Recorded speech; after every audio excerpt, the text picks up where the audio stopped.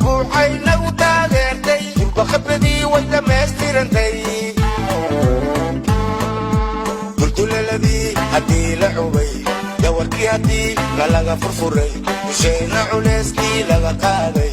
dalabkii haddii nalaga aqbalay deenkii haddii naloo cafiyey dumar iyo rag dayar iyo duqow